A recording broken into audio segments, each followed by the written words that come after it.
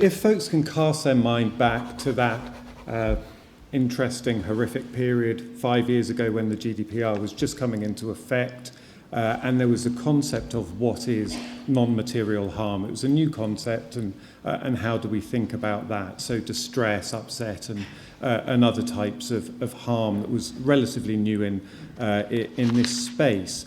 There was, I think, some excitement around what that would mean, both in terms of the class space, but also the individual actions, what that would change for individuals, for businesses, all of which is to say, fast forward 5 years or so, and there hasn't been a huge amount of success there. We can talk about whether there is, like David said, a role for the ICO here, but both on the kind of mass action front, but also the individual cases, and both those brought by organisations such as Alex's, but also the kind of ambulance chasers, for a better word, that are essentially trying to pick off very, very limited, if any, harm under data protection law. And the courts, at least in the UK, have consistently and frankly quite strongly pushed back on some of these claims. So we find ourselves in quite an interesting position where, on the one hand, there was this avenue promised, or potential avenue promised under the GDPR for both compensation claims in addition to regulatory action, and certainly in the UK, and this may kind of feed into, I think, some of the wider criticisms about regulation here, individuals cannot exercise, or seem to be unable to exercise their rights under that arm of the law. Now, question is, as David said, whether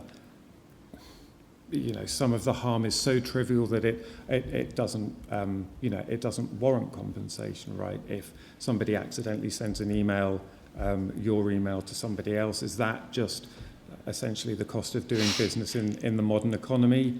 But then there will be other scenarios where, if somebody has genuinely suffered harm, and harm is obviously relatively subjective, is there a case for compensation?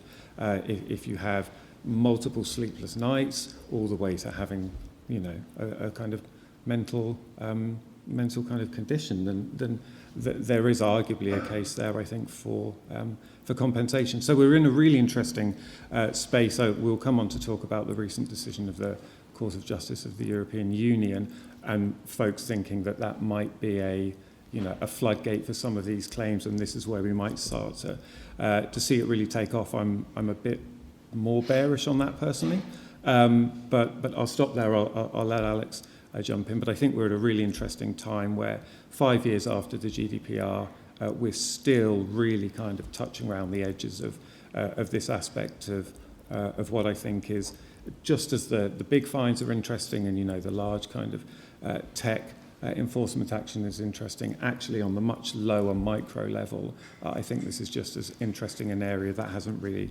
taken off yet.